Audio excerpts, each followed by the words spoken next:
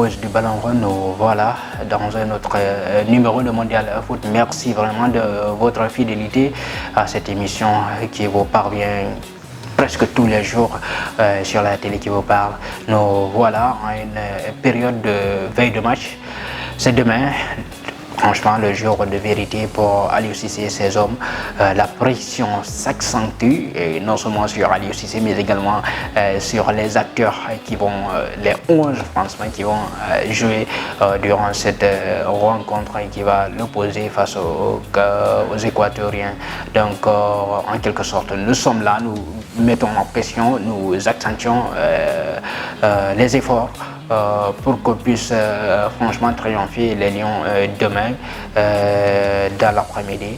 Et le match est prévu à 15h GMT. Comme je vous l'ai dit tout à l'heure, la pression elle est là, elle s'accentue énormément sur Aliou Cissé, mais également sur les Lions du Sénégal. Comment gérer cette pression? Aliou Cissé était en conférence de presse ce lundi matin. Donc on va aller lui suivre et découvrir franchement comment est-ce qu'il gère cette pression de la part non seulement des médias mais aussi des supporters qui sont à Doha, tout près de là, et les médias locaux également qui ne font qu'accentuer la pression parce que tout le monde a envie de gagner ce match face à l'Équateur et puis voilà, se qualifier pour les huitièmes de finale. On va aller suivre Aliou Cissé sur la question de savoir comment est-ce qu'il gère, lui et son équipe, comment est-ce qu'il gère cette pression qui s'accentue sur l'équipe nationale du Sénégal. Ça va, on gère bien cette pression. Pour moi, c'est une très bonne pression. Nous travaillons tous les jours, nous faisons ce métier-là. Les joueurs aujourd'hui ont travaillé pendant des années pour arriver à ce niveau-là. Maintenant, le niveau de cette compétition-là, nous savons que oui, gagner nous donnera l'opportunité de continuer l'aventure et nous avons l'intention de continuer cette aventure-là. Perdre nous ramènerait à la maison, on n'a pas envie d'y penser. Le scénario est clair par rapport, par exemple, à 2018 où on savait qu'on pouvait avoir un point et que les calculs pouvaient être là, tandis que là, les choses sont claires. Nous allons vers un match très difficile, une équipe qui défend bien, une équipe très agressive, mais je crois que c'est notre quotidien, en réalité, depuis que 7 ans que je suis là. C'est des matchs à pression, c'est des matchs décisifs, c'est des matchs très importants. Donc demain, ça sera un match parmi tant d'autres. En termes de pression, en termes d'adrénaline, mais je crois que le football de haut niveau, c'est ça et c'est ce que nous voulons aussi, c'est ce qui nous amène ici en réalité. C'est une pression, d'accord, mais ça prouve à suffisance qu'il faut encore travailler plus. Voilà, c'est quelque chose qui le motive, nous l'avons compris, lui et son équipe. Alors, franchement, là, sur cette intervention d'Aliou Cissé, je suis franchement très d'accord avec lui. Je partage totalement son avis. C'est comme ça exactement un lion ou un champion doit avoir. C'est cette attitude qu'il faut avoir face à la pression, parce qu'on sait déjà que le football, c'est comme ça. Le football rime avec victoire, défaite et voilà. Donc, en quelque sorte, il faut être lucide, il faut être dur à cuire, je le dis tout le temps. C'est ça, en fait. Et il faut maîtriser, franchement, toutes ces pressions qui viennent de l'extérieur et se concentrer sur ce qu'on doit faire demain face aux Équatoriens.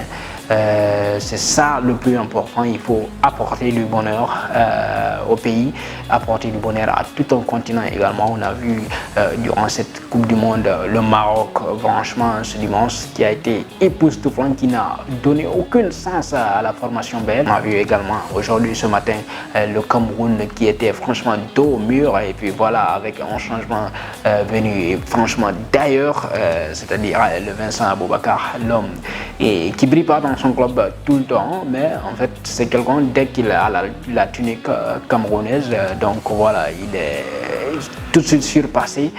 Voilà, il donne un truc énorme, même si franchement moi j'ai pas, c'est malheureux de le dire, mais franchement moi j'ai pas totale confiance à cette équipe camerounaise. Je pense qu'il y a beaucoup de choses à voir. Maintenant, pour revenir à l'équipe nationale du Sénégal, il y a franchement à se demander, est-ce que vu la prestation qu'on a eu à avoir face au Qatar, qui est pourtant réputée comme la plus faible dans le groupe, Et on sait déjà que les équipes américaines nous causent assez de problèmes. Les équipes sud-américaines, bien sûr, et latino-américaines, elles nous causent souvent des problèmes. Je me rappelle encore une fois de ce match face à la Colombie en 2018 au Samara Stadium. Je me rappelle encore une fois, c'était en Russie. Ce jour-là, la Colombie nous a tenu en échec, franchement. On a été éliminé de justesse, de justesse. Et il y a également aussi l'Uruguay exactement en 2002. C'est des équipes américaines qui nous posent assez de problèmes, assez de soucis. On espère que cette fois-ci ça puisse passer. Et à Aliou Cissé, vraiment de savoir comment est-ce qu'il compte aborder ce match face à cette équipe de la Tri. Aliou Cissé nous répond sur la question de savoir comment est-ce qu'il faut aborder ce match. On va aller le suivre et puis on revient derrière. C'est des matchs à enjeu, je l'ai dit tout à l'heure. Souvent, dans ces matchs décisifs, dans ces matchs importants, l'enjeu l'emporte sur le jeu. Donc, la meilleure façon de préparer ce match-là, en réalité, c'est de penser au jeu. Préparer cette victoire-là, de la première jusqu'à la 95e minute. Nous savons que nous avons le potentiel offensif aujourd'hui pour marquer n'importe comment, n'importe quand dans ce match-là. Donc, pensez au jeu, voilà. Donc, jouer et encore jouer pour pouvoir justement nous donner les moyens de pouvoir le gagner. Voilà, c'est Aliou Cissé pour son franc-parler. Il est franchement stable dans son coin, tranquille. Il prépare sereinement ce match. Je me demande d'ailleurs un petit souci. Pourquoi il est seul aujourd'hui en conférence de presse? Peut-être que les Lions sont en plein entraînement devant le match, je ne sais rien. Mais en fait, c'est étrange parce que depuis le début de la compétition, il venait souvent avec d'autres joueurs. Pour la première, il est venu avec un Krépin Diatta, on le sait. La deuxième, je crois, il est venu avec Kalidou Koulibaly. Ensuite, il est revenu en conférence de presse d'après-match face au Qatar avec Boulaïdia qui était franchement l'homme du match durant cette rencontre face à l'équipe qatari. Mais ça, c'est juste une parenthèse de passage. On va revenir sur l'objectif. Comment est-ce qu'il faut, quelle posture adopter demain face à l'équipe qatari. Je pense qu'il faut aussi viser le côté tactique. Est-ce que ce sera franchement une posture à 4-2-3-1, 4-4-2 ou 4-3-3? On a vu déjà quand on a joué avec un 4-3-3, franchement avec les Pays-Bas on a fait un excellent match, mais attends, à la fin il y avait la finition qui manquait. On a joué avec un 4-4-2, on a vu franchement que là c'était un peu top quoi, en fait côté efficacité, mais côté jeu ça manquait énormément, même si on a vu quand même deux joueurs qui sont franchement qui ont été éjectés de bon, voilà, ils sont entrés sur la pelouse, ils ont fait une merveille, notamment Iliman Ndiaye qui a été exceptionnel sur sa première prise de balle en Coupe du Monde. C'est extraordinaire ce jeune. On a vu également Pape Matar Sarr, lui déjà. Ça, c'est pas une surprise, on le connaissait déjà. Il s'est adapté à cette équipe nationale malgré son jeune âge. C'est un des piliers, franchement, offensifs de cette équipe nationale du Sénégal, hormis bien sûr Sadio Mané. Donc, je pense avec un bon choix d'Aliou Cissé sur ses premiers 11, on peut faire l'affaire. Et d'ailleurs, il lui a été posé la question de savoir comment est-ce qu'il compte, n'est-ce pas, gérer ce match et comment est-ce qu'il peut débuter ce match, c'est-à-dire il va utiliser l'expérience avec les cadres ou alors la jeunesse, la compétition. On sait déjà que les jeunes sont explosifs dans ce genre de match. Ils sont énormément explosifs, ils donnent beaucoup d'énergie alors que les cadres, ils ont un tempérament assez compliqué parfois. On va aller lui suivre sur cette question. Est-ce qu'il compte mettre les cadres dans un début ou alors mettre les jeunes dans le début? On va aller lui suivre pour en savoir plus. Les deux, on va allier les deux parce qu'on a une équipe aussi avec des garçons qui ont cette caractéristique que vous venez de citer. Mais le haut niveau aussi, c'est l'expérience des gros matchs, l'expérience des grands événements, l'expérience aussi des matchs décisifs, et ça aussi, nous l'avons. Je l'ai toujours dit, nous avons constitué une équipe homogène, une équipe qui allie expérience et jeunesse, mais tous demeurent des compétiteurs de haut niveau. Et demain, je sais que cette fibre-là, cet ADN compétitif, ils l'auront. Voilà, ils comptent faire un mélange.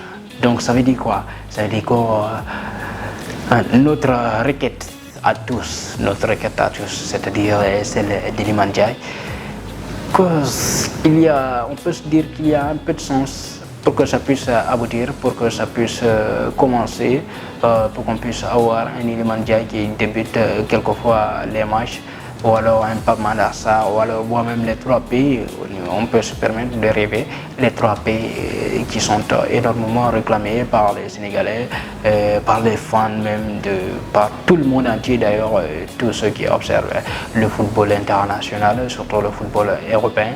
Ils savent énormément que ces 3 jeunes-là, c'est des jeunes énormes, pétris de talent, les Pape Matar Sarr, les Pape Gueye et Pathé Ciss, c'est des joueurs qui calibrent. Mais en fait, il y a ce problème qui se pose, ce problème de carton jaune qu'on a franchement eu énormément de cartons jaunes lors du match face au pays organisateur.